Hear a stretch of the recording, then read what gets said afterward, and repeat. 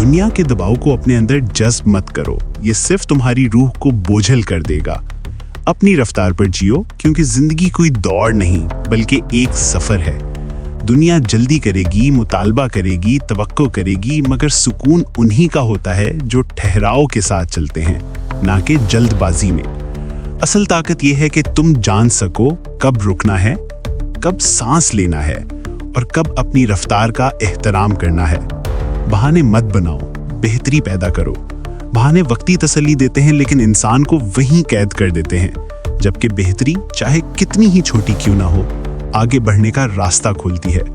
हर बहाना जो तुम खामोश करते हो और हर कदम जो तुम तरक्की की तरफ बढ़ाते हो, वो तुम्हारे ख्वाबों का मुस्तकबिल तामीर करता है। जिंदगी का मजा तब आना शुरू होता है जब आप इतने मैच्योर हो जाएं कि दूसरों की हैसियत, मर्तबा, पैसा और शख्सियत आपको मुतासिर ना कर सके।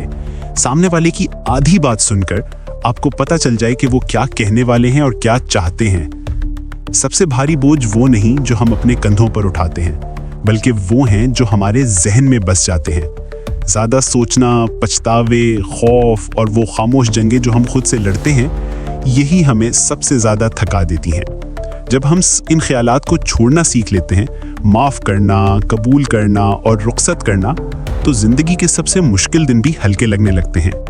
अगर हथौड़े की आखिरी चोट से पत्थर टूट जाए, तो इसका ये मकसद बिल्कुल नहीं है कि बाकी किए गए वार ला हासिल थे।